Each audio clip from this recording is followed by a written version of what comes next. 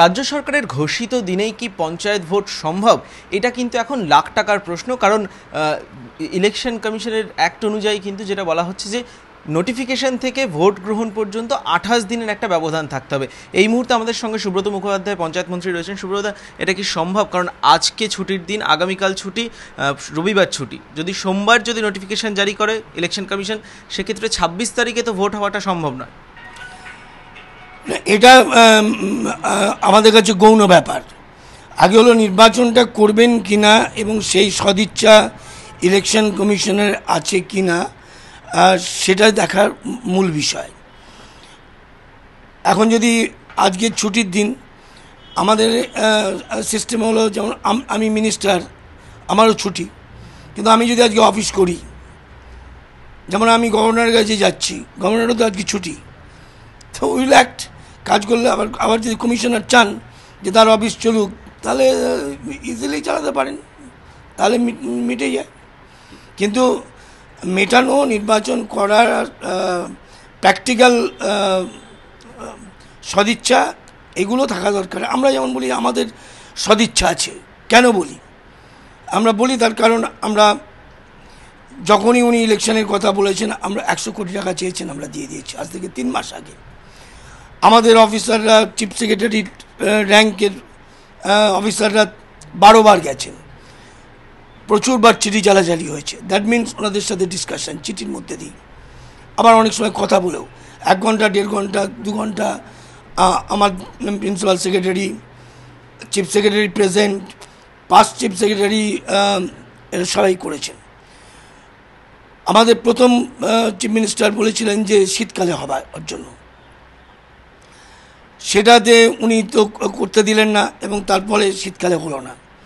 তারপরে সরকারের আমাদের দাবি ছিল একদিনে হোক, উনি রাজি হলেন না, আমরা সেটাও ইলেকশনের জন্য মেনে নিয়েছি। তারপরে আমরা 1 ফেজে চেয়েছিলাম, উনি রাজি হলেন না, আমরা সেটাও মেনে নিয়েছি 2 ফেজে। 2 ফেজের পরে যেভাবে ডিস্ট্রিবিউশন হয়েছিল, 3টে জেলা একদিন আপত্তি করলেন, আমরা সেটাও মেনে নিয়ে নর্থ বেঙ্গল, সাউথ বেঙ্গল করেছি।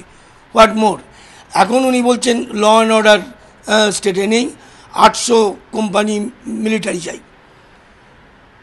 800 কোম্পানি মিলিটারি দিলে কারগিলের যুদ্ধ হলেও বোধহয় দিল্লি সামলাতে পারবে না, এরকম ধরনের। এবং সেটা খেপে খেপে দিতে হবে, নমিনেশনের সময় দিতে হবে, অর্থাৎ ইন্ডিভিজুয়াল যারা নমিনেশন দেবে তাদেরও মিলিটারি দিয়ে কার্ড দিতে হবে। এইরকম ল অ্যান্ড অর্ডারের সিচুয়েশান মেনে নেওয়া রাজ্য সরকারের পক্ষে সম্ভব নয়, উচিতও নয়। এবং ভারতবর্ষে যে কটা স্টেটে ল অ্যান্ড অর্ডার ভালো বলা হচ্ছে, তার মধ্যে পশ্চিমবঙ্গ এখনও পর্যন্ত বেস্ট, এটা তুলনামূলকভাবে বেস্ট। একটা জায়গায় আবির খেলতে খেলতে গণ্ডগোল হলো, স্কুল কলেজে 2টো মারামারি হলো, ইট ডাজ নট মিন স্টেটের ল অ্যান্ড অর্ডার ডিটোরিয়েট করেছে।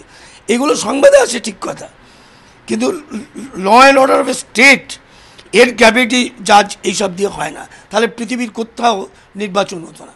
সুতরাং আর মাথায় রাখা দরকার, এই নির্বাচন কমিশন আর সেন্ট্রাল নির্বাচন কমিশন তার ক্ষমতা এক নয়। আর যদি এক হতো তাহলে চিঠি চালাচালির দরকার হতো না, ওনারা সবই কিচ্ছু করতে পারতেন। কিন্তু ওরা যে আধা সামরিক বাহিনীর কথা বলছেন, সেক্ষেত্রে ভারতীয় সংবিধানের সেকশন 243K সাবক্লজ 3-তে কিন্তু পরিষ্কার বলা আছে, স্টেট ইলেকশন কমিশন যদি রাজ্যপালকে বলে যে তার যা যা রিকোয়ারমেন্ট সেটা সুষ্ঠু নির্বাচন করার ক্ষেত্রে, সেই সমস্ত রিকোয়ারমেন্টগুলো ফুলফিল করবেন রাজ্যপাল, তাহলে সেক্ষেত্রে সমস্যাটা কেন? তাহলে উনি রাজ্যপালের কাছে গেছেন, কথা বলেছেন, আর রাজ্যপাল করে দিন।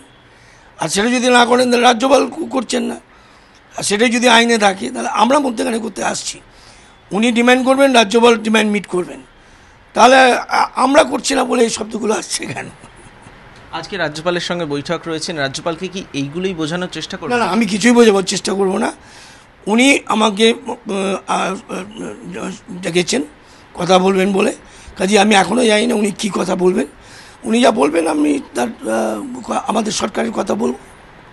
শেষ প্রশ্ন, যে 2003-এর যে ইলেকশন কমিশন অ্যাক্ট, তাতে বলা মানে সেটা নিয়ে আইনের বিশেষজ্ঞ যারা, তারা বলছেন একটা ফল্টি আইন, মানে অনেক লুপহোলস রয়েছে।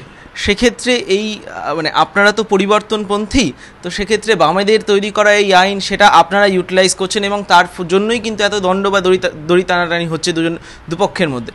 কোথাও কি কোনো পরিবর্তনের কথা, অ্যামেন্ডমেন্টের কথা ভাবছেন? অ্যামেন্ডমেন্ট করতেই হবে, কিন্তু কখন সেটা আমি বলতে পারবো না, কারণ এইসব নির্বাচন সংক্রান্ত ব্যাপারটা চুকে গেলে, আমি বিধানসভাতেও বলেছিলাম কিছুদিন আগে যে অনেকগুলো জিনিসের সলিউশনের কথা বলা নেই। যেমন এই বিতর্ক হলে আলটিমেটলি কী, কনসিডারেশনের ব্যাখ্যা কী,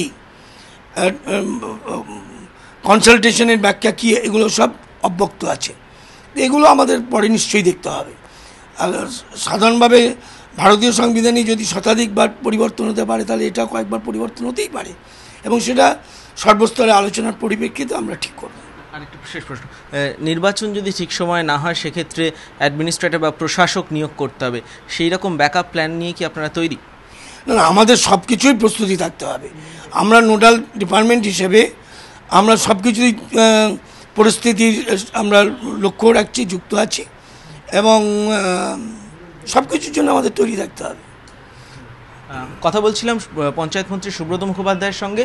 সুব্রত দা কিন্তু একেবারে স্পষ্ট জানিয়ে দিলেন রাজ্যের যা মনোভাব ছিল এখনও কিন্তু রাজ্য সরকার তার একই জায়গায় রয়েছে, অনড় অবস্থাতেই রয়েছে।